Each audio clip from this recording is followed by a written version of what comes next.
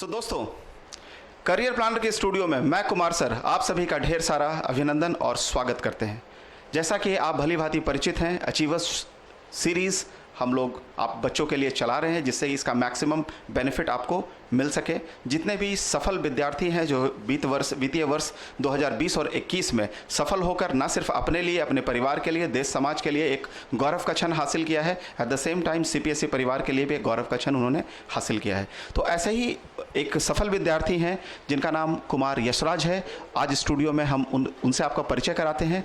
कुमार यशराज जी का selection recently SBI में clerical cadre के लिए चयन हुआ है। तो जस्ट इनसे बात करते हैं और इनसे सक्सेस स्ट्रैटेजी को समझने की कोशिश करते हैं जिससे कि आप सभी को फायदा हो सके। यशराज जी, सबसे पहले तो स्टूडियो में, सीपीएसई के स्टूडियो में आने के लिए आपका ढेर सारा स्वागत और ढेर सारी बधाई जो आपका चयन हुआ स्टेट बैंक के लिए। इंडिया का सबसे बड़ा बैंक आपको मिला, स्टेट बैंक, और एट द सेम टाइम आपको आईबीपीएस क्लर्क भी आपको मिला। तो आपने डिसाइड किया कि मुझे स्टेट बैंक में कंटिन्यू करना है। सो आप मुझे ये बताइए कि आपकी स्ट्रैटेजी क्या थी? बिकॉज आईबीपीएस क्लर्क भी आपने क्रैक करा, एसबीआई क्लर्क भी आपने क्रैक करा, और भी कोई सफलता आपको मिली है इसके अलावा?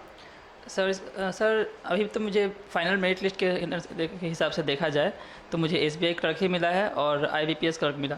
और चूँकि मैंने दोनों बिहार से ऑप्ट किया था तो ऑब्वियस ही बात है कि एसबीआई क्लर्क ही चूज़ करा जाएगा। और बड़े बैंक के साथ आप जाना चाहेंगे? Yes sir. ऐसे मेरा सर इंटरव्यू भी हुआ था जिसमें आईबीपीएस में और आरआरबी में, दोनों में मैं इंटरव्यू तक गया था। यानी आप आईबीपीएस पीओ? Yes sir. और आरआरबी पीओ का इंटरव्यू भी आप दे चुके हैं? Yes sir. तो उसमें आपका फाइनल मेरिट लिस्ट नहीं बन पाया? इस बार जो रिसेंट रिजल्ट आया है उसमें फाइनल मेरिट लिस्ट में मेरा नहीं हो पाया।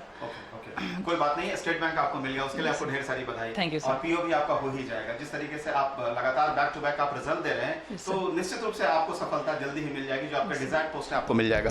तो चलिए यशराज जी से जस्ट ये जानने की कोशिश करेंगे कि किस तरीके से इन्होंने तैयारी करी है जिससे कि बैक टू बैक इनका रिजल्ट आना शुरू हुआ है। सर सबसे पहले तो बहुत बड़ा थैंक्स बोलना चाहूँगा मैं सीपी क्लब का। सबसे पहले मैं अगस्त 2019 में यहाँ पे आया था तो उस समय हमारे मेंटर भूपेश सर और हमारे क्लास के ऑब्जर्वर दीपेश भैया, उन्होंने मेरा बहुत हेल्प किया। उन्हीं गाइडलाइंस के थ्रू मेरा स्ट्रॉन्ग पॉइंट आपको रीजनिंग था, और लेकिन हाँ मेरा सबसे वीकेस्ट पॉइंट जीए था।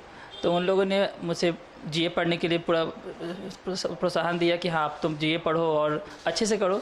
तो मैंने जीए पढ़ाई की और शुरुआत में प्रॉब्लम हुई। ऐसे मैंने 2019 में भी एग्ज़ाम दिया था लेकिन उस समय नहीं हो पाया, और 2020 में तो लॉकडाउन ही रहा। 2021 में जब एग्ज़ाम उसका हुआ 20 का तो मैंने एग्ज़ाम दिया और थैंक्स टू सीपी हाउस मेरा अच्छे से जीए में हो गया और मैं इस बार आपके सामने जॉब लेकर खड़ा हूँ। यानी इनका यशराज जी का ये मानना है कि अगर बैंकिंग में अगर आपको अपना रिजल्ट लाना है तो उसमें जीए काफ़ी बड़ा रोल अदा करता है। जैसा इन्होंने खुद से बोला कि इंग्लिश रीजनिंग मेरा काफ़ी स्ट्रांग था, क्लब में आने के बाद मेरा जीए भी काफ़ी स्ट्रांग हो गया। तो यशराज जी जस्ट मैं आपसे ये समझना चाहूँगा कि क्या सिर्फ रीजनिंग और जीए, क्या इसके बल पे एग्जाम में रिजल्ट लाया जा सकता है? नो सर, अगर आपको है ना किसी स्टूडेंट को रिजल्ट लेना है तो उनका चारों पोर्सन स्ट्रांग होना चाहिए। क्योंकि मैंने ऐसे भी स्टूडेंट्स को देखा है जिनका रीजनिंग मैथ काफ़ी स्ट्रांग था मगर सर प्री में उनका इंग्लिश के कारण उनका प्री नहीं हो पाया, कंटिन्यूस किसी में भी प्री नहीं हो पाया। ऐसे मेरे फ्रेंड लोग हैं। लेकिन सर इसलिए मैं कहता हूँ कि आपको चारों सब्जेक्ट पे ध्यान देना चाहिए। मेंस में जीए इसलिए इंपॉर्टेंट होता है क्योंकि वो काफ़ी स्कोरिंग होता है और वो आपको रिजल्ट डिसाइडिंग हो जाता है। क्योंकि आप देख सकते हैं क्योंकि maximum number of students math reasoning same marks ले आते हैं। इंग्लिश में लोग अगर maximum number of question attempt करते हैं तो वो लक पे काम करता है, सही हुआ तो आ जाएगा।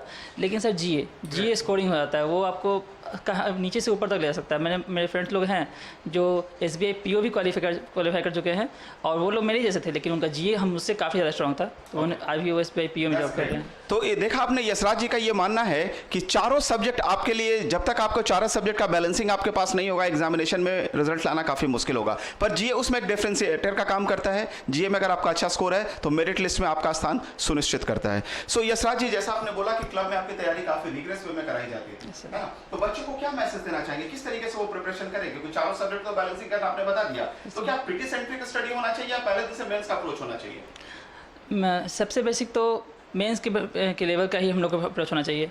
हम लोग को हमेशा अपने से काफ़ी ज़्यादा हाई लेवल, जैसे कि अगर हम लोग चाहते हैं कि हमारा एसबीआई में हो जाए, लेकिन फिर भी एसबीआई में हो चाहे कुछ भी, हम लोग को हमेशा सबसे हाईएस्ट, मतलब अगर हम लोग बैंकिंग सेक्टर में हैं तो हम लोग को सोचना चाहिए कि हम लोग यहाँ आरबीआई का एग्ज़ाम देने जा रहे हैं, RBI grade B, officer grade B का, ताकि हम लोग अपना सोच बड़ा रखेंगे तभी हम लोग कोई छोटा जॉब मतलब छोटे लेवल पे भी क्वालिफाई कर पाने का रखेंगे, और नहीं तो हम लोग अगर सोचेंगे नहीं छोटा सा जॉब लेके रह जाएंगे तब तो कुछ नहीं हो पाएगा।